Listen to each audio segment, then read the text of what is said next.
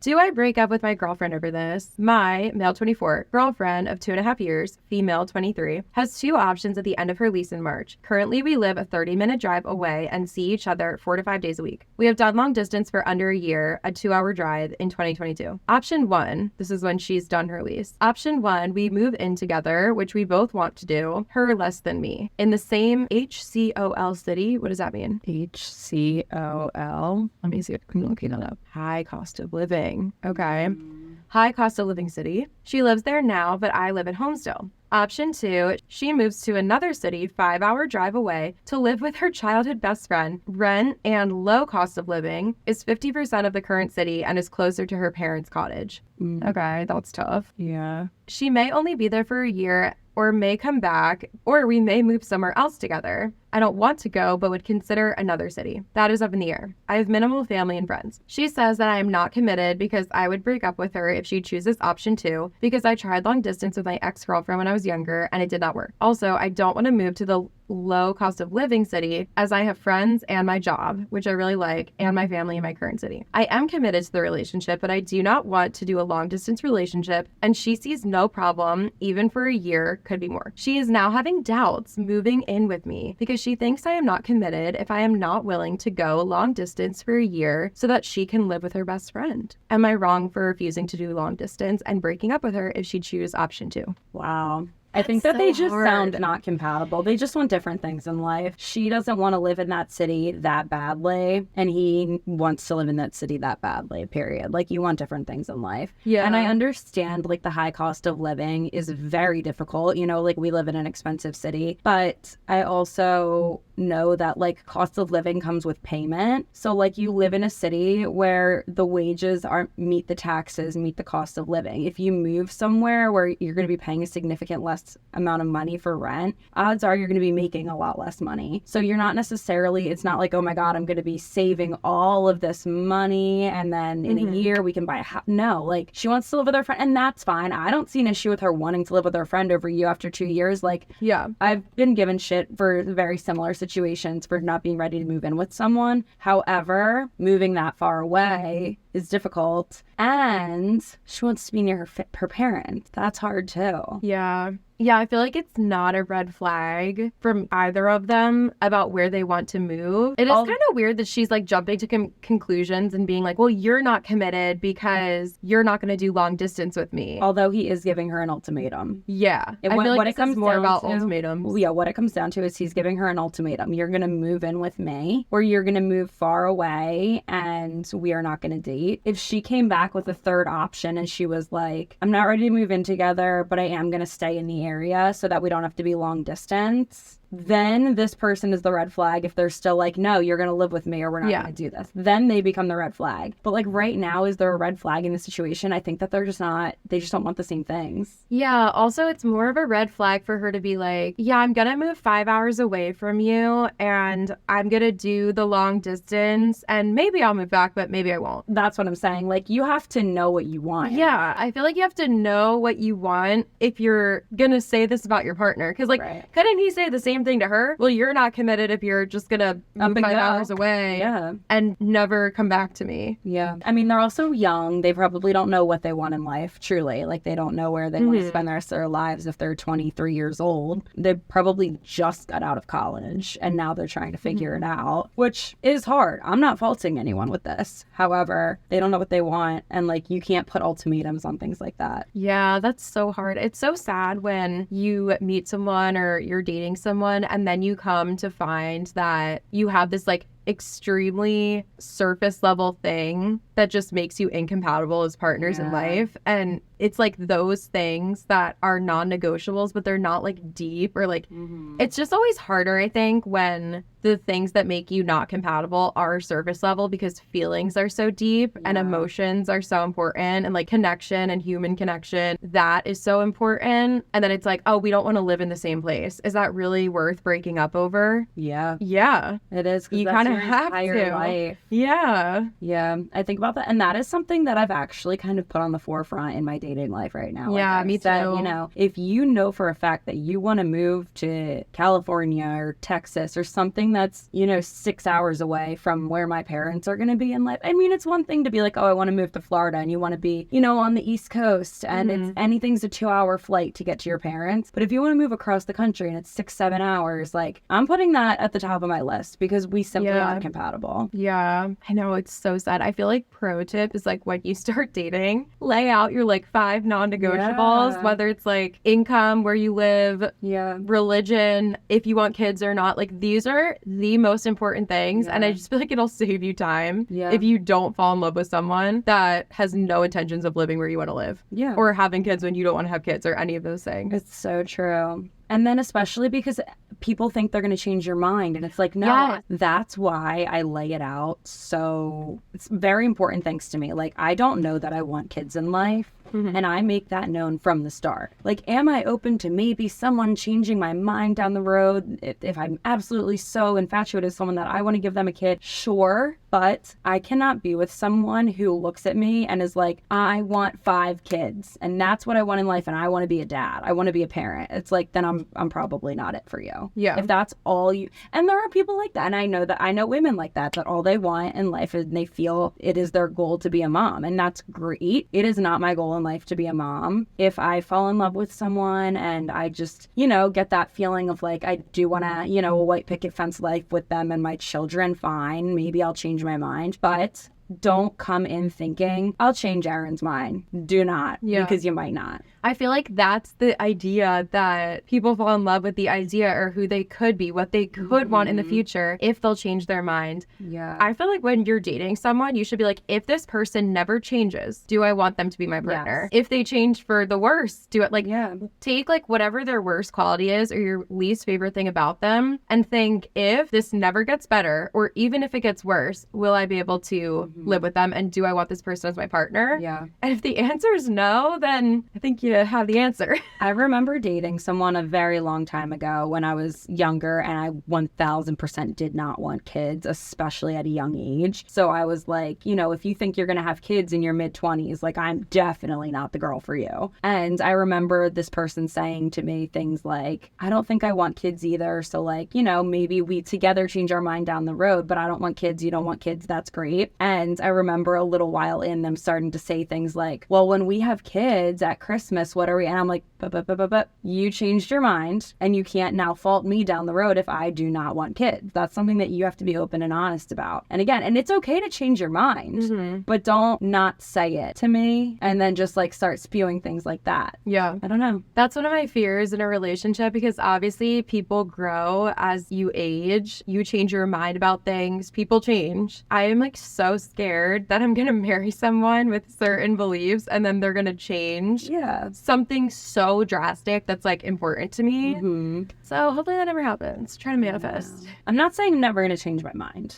I'm not saying that. I'm just saying don't come in knowing you want the opposite thing as me, thinking you're gonna change my mind. Yeah. I just think when you're dating and in relationships, just expect and like live life as if this person is never gonna change their mind. And that's kind of how you have to make decisions, especially when you already don't agree. Yes. Like if you start out not agreeing, don't live your life in delusion thinking that one day they might change. Yeah. Even with something as simple as like religion, like if religion isn't a huge part of your life, but you have some beliefs and then the person you like has a little bit of a different belief and you can both say, oh, religion's not that important to me, but what it comes down to is, are you going to get married in one of your churches? Right. Are you going to baptize your child in one of your churches? Like you do have to talk about these things early on before you just put a ring on it, it rolls around, and now it's an issue. Yeah. Definitely think about those things. I had a relationship end because of religion. And it was so sad. But it's like, at the end of the day, like, I'm not going to try to change this person, and they're not going to try to change me. So, it just doesn't work. Especially if you feel strongly about it. Like, I get it when people make it work. I feel like a lot of times with religion, people just, like, think they are something just because their parents were, or just because they were raised as that thing. And then they get to the point where they're an adult and they're like, oh yeah, I'm Catholic, but I haven't gone to church in 7 years and I don't believe anything that Catholicism teaches and I don't even believe in God. Yeah. You're not Catholic then. Yeah. Like, it's not like you signed a document and one day you have to go and like unsign it or like sign out of the church. It's like, if you don't believe it, you are not that thing. I don't know. I just feel like a lot of people that comes up in relationships, like a lot of my friends that are getting married are not religious. And then it's like, oh yeah, but you get married in a church because you grew up Catholic. Yeah. Do you know?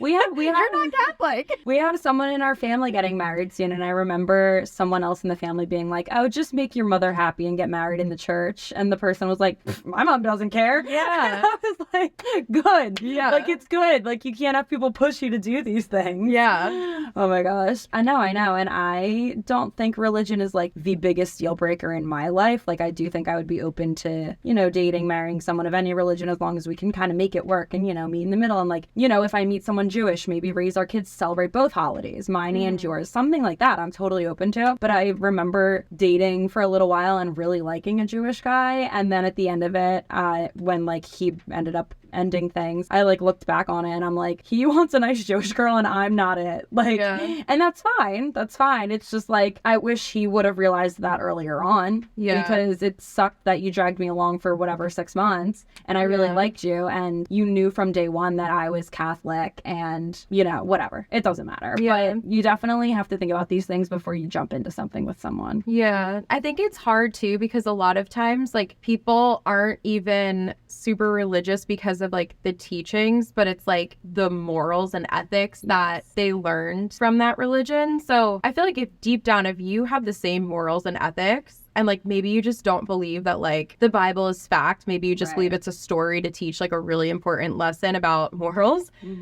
Maybe you can make it work. But then if the actual teachings of the religion is what's important to you or the person that you're dating and you guys don't agree on that, it's like, think about, do you want to wake up every single Sunday for the rest of your life and go to a church that you don't believe in the teachings of? Like, I feel like it works if people aren't like extremely religious and like very dedicated to like going to the services on a weekly basis. Maybe you could make it work. But yeah, that's something that's so hard to come to terms with, but I think it just gets harder as you go along. I think you also have to be open. Now we're just totally off topic. I know. But I think you also have to be open-minded about learning other religions too, because like I know people in my life who were Christians but not Catholics, and they were not very open-minded about learning other religions. And they've literally said to me like, oh, Catholics aren't Christians. And I'm like, you simply don't understand what my beliefs are if you just said that line to me. And I think if you were a little more open-minded about religion,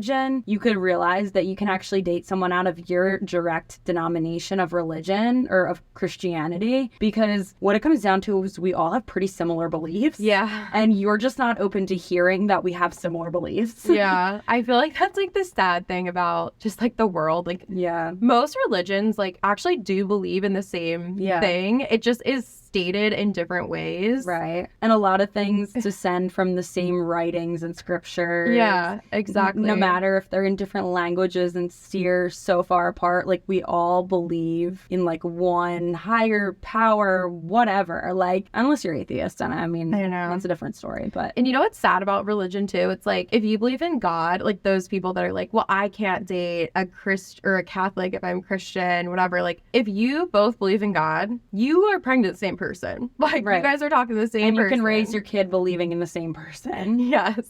One more thing about religion, like, I just, like, really believe this. The thought that, like, God is this, like, well, he doesn't want you to do that. Like, he needs you to get married to someone of the same religion. Like, you guys, God made all of this. Like, everything we see, everything we touch, like, literally every single thing in the universe, God made it. I think he's a pretty cool guy. Like, he can take a joke. He understands you. Yeah. Like, it's fine, okay? We don't have to, like, die on these hills of, like, I can never date someone that has the label Catholic when I have the label Christian. Like, you guys, like, let's all be on the same page. Let's all be on each other's team. I literally had a similar conversation to this with my therapist recently, and all I could think about was the rapture conversation that we had. The rapture. Because I was thinking back to when you were saying how, like, maybe it did happen and we were all chosen or whatever. Yeah. Because my therapist was like, there's bad people out there and there's good people out there. And all I could think about was, those people weren't chosen in the rapture and I will be. Yes. Do not look us all together. That's all I could think about.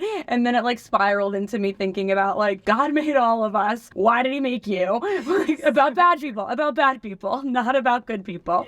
And like, when you're going through dating, just think like, is this person the person that I want to face the rapture with? I was just gonna say that. Will this person make the cut? That's what I was gonna say. It's one thing if you're like, do I want to face the rapture with them? And you know what? I know I'm gonna get rid of them there because I'm gonna make the cut and you're not. When the good Lord comes down to choose, to pick and choose, to tap us each on the shoulder and say, come with me, you've made it. Is this person going to be coming along with you? Do you want them to? Is God counting red flags? Probably. Is he like, Erin's got 4, she made it, Kelly's got 6. If I can't count on one hand how many red flags you have, you don't get chosen in the rapture.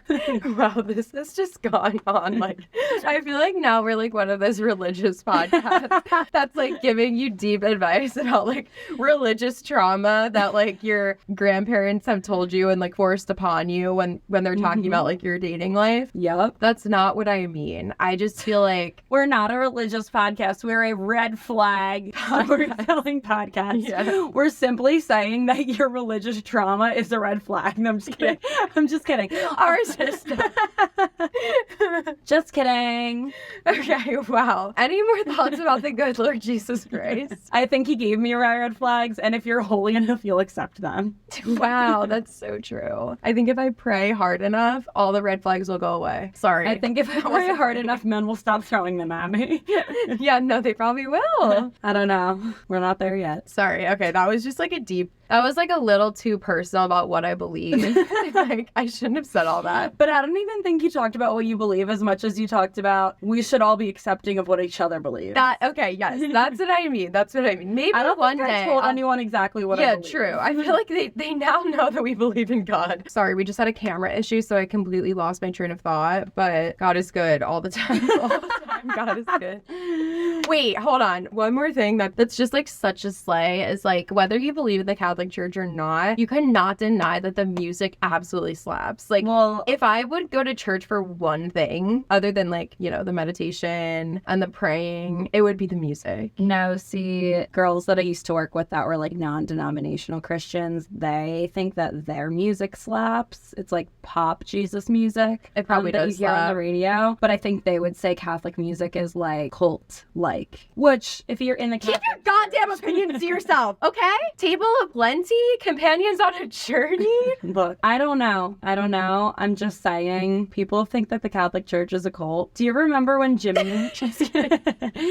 One quick last story. No, keep it going. I'll just change the title of the episode. Jimmy will probably have to tell this story better than I will someday, but he said that when he and Kelee traveled Europe last summer, they did go to see the Vatican, and Jimmy was raised Catholic and Kelee was not. And she said that they took a very small personal tour with a personal tour guide, and she was just kind of like, you know, telling the ins and outs of the Vatican and all the cool things there. I mean, it's pretty insane. It's really cool. And like the architecture and the old money and things like that, it's really awesome. And apparently the tour guide was giving details of things like that. And Kelee was just kind of like, wow, like, wanting no parts of it. And Jimmy was actually intrigued by a lot of it. And Jimmy tried to say to Kelee, you know, like, even though this isn't your religion, like this is historical. This is, you know, architecture, like things like that. It's art. And Kelee was just kind of like, you know, I appreciate it, but whatever. And eventually the tour guide had to stop Kelee and be like, what? You think that your religion is better just because you think that we have dirty money and you don't? Wait, what? Like,